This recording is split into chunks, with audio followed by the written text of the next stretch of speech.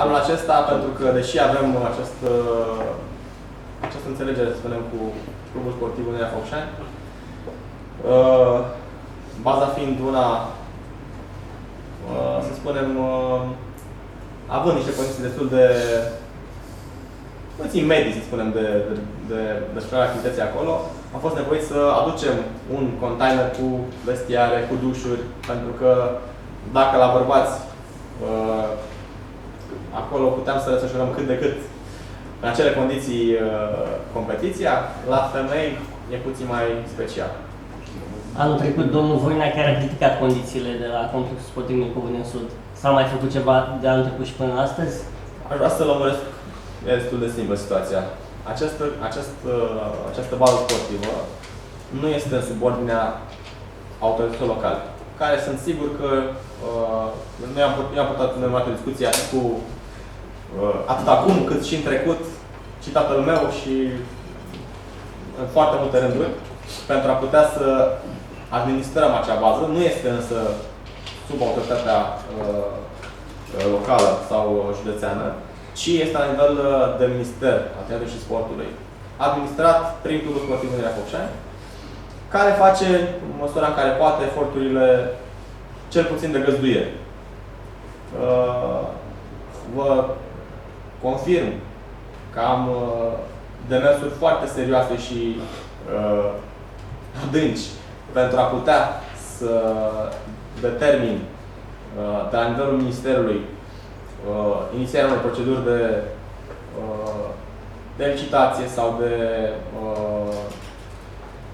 găsirea unei formule de administrare, pentru că, din păcate, am soluțiile financiare pentru a putea să modific, să adaptez, să upgradez acel centru istoric de acum, sau cu un istoric bogat, da, în tenis și în performanță. Însă birocrația este una care întotdeauna trebuie, sau pentru a putea să o depășim, trebuie să găsim soluții necesare. Vă spun că sunt oameni dintre autorități și sponsori direct interesați și, cum să spun, aderă foarte aproape de idealurile noastre. Vreau să ridic două cuvinte la asta. Adică v-ați spus că mi-am petrecut o treime din viață pe terenurile astea, sunt la fel. Deci condițiile sunt aceleași când am plecat eu în 1996. Nu e vina lor, a celor prezenți aici, e vina Clubului Sportiv Unirea, pentru care e clar că tenisul nu reprezintă o prioritate. Adică nu. Au alte priorități, probabil alte ramuri de sport care le aduc mult mai multă vizibilitate. Tenisul ne reprezentând o prioritate și bugetele ne fiind niciodată cele pe care le dorim, se ajunge la situația asta. Eu am întrebat dacă s-a mai făcut ceva. N-am zis că vrea să facă X sau Y, să nu fiu înțeles greșit. Nu. Dan e puțin mâhnit, el e supărat un picuț din acest motiv. Eu vreau să atenuez un picuț mâhnirea asta a ta. Repet, bunăvoința, cel puțin aceea de a fi găzduiți acolo, există. Sperăm ca și formula de a face ceva efectiv o vom găsi tot împreună, pentru că deschiderea, așa cum am remarcat eu, și cu puțin sprijin, poate și din partea autorităților. Bineînțeles, dacă domnul este de acord cu acest sprijin, pentru că eu am spus-o de la început, că noi avem ca și prioritate să reabilităm cele două baze sportive ale municipiului Focșani, speț complexul sportiv Mincov Sud și complexul Tineretului. Însă va trebui să găsim, așa cum foarte bine ați precizat, atât bunăvoință din partea Ministerului care administrează aceste baze sportive, cât și din partea tuturor celor care sunt implicați în factor decizional. Acum, dați-mi voie să spun că ne dorim foarte mult să reabilităm clubul sportiv, nu numai pentru tenis. Deci și pentru fotbal, vrem și pentru... avem deja o echipă de handbal care, de care suntem mândri.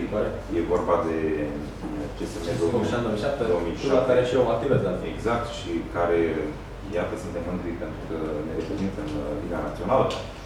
Sunt foarte multe aspecte care trebuie atinse și mă bucur că regăsesc un sprijin din partea dumneavoastră în tot ceea ce înseamnă sport, ceea ce înseamnă tenis.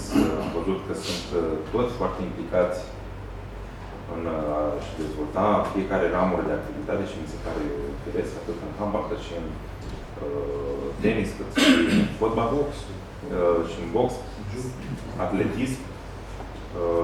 Vreau pe această cale încă o dată să fac un apel la toți cei care cred că au fost trimiși acolo doar pentru ca să-și reprezinte interesele proprii, să conștientizeze încă o dată că noi, de fapt, reprezentăm o comunitate și în acest caz noi ar trebui să ne gândim ce trebuie să facem bine, nu să ne decontăm niște polițe care nu fac altceva decât să aducă un rău Focșănelului.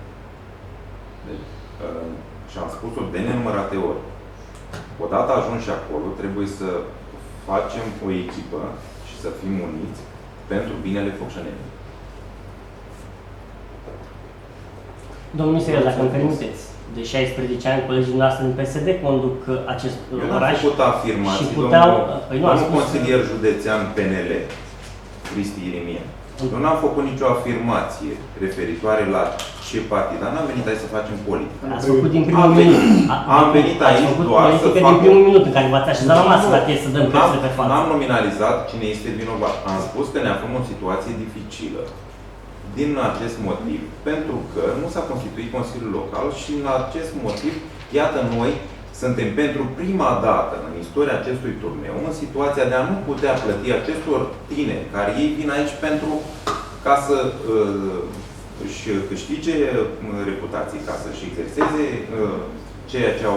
pentru ceea ce s-au antrenat. Să câștige un premiu, să câștige niște puncte și noi, ca organizatori care ne-am asumat o responsabilitate în fața lor, n-am venit decât să le spun, domnilor, veniți că noi vă putem acorda premii.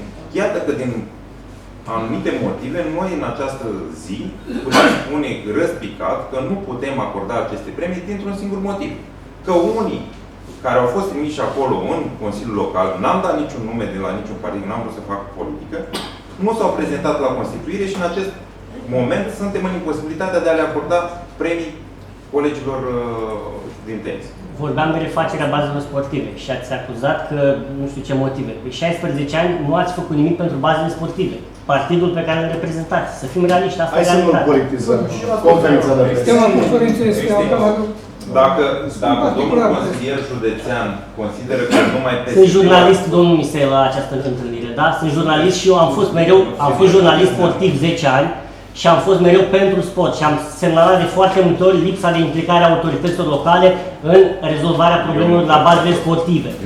Da? Nu este nicio incompatibilitate între fi și jurnalist și vă rog frumos să nu mai faceți referire că sunt consilier județean și altceva. Să terminăm cu politizarea. E un moment plăcut, e păcat că sunt musafir de... Aș vrea să conchidem așa cu o... Iată că se implică într-un singur mod. În continuare îmi dovedesc colegii că se implică într-un singur mod. Nu mai să acuze, fără să facă nimic constructiv. Eu cred că... Pe ce ați făcut 16 ani, ca să nu fiți acuzați, ce ați făcut 16 ani pentru sportul vrâncean? Nu am făcut politică 16. Să mergem cum arată, să vedem cum arată tineretului în fapt. Puteți să încheiem și într-o notă pozitivă. Suntem totuși într-un eveniment în desfășurare care, indiferent de situația asta, va merge până la bun sfârșit și se va încheia cu brio.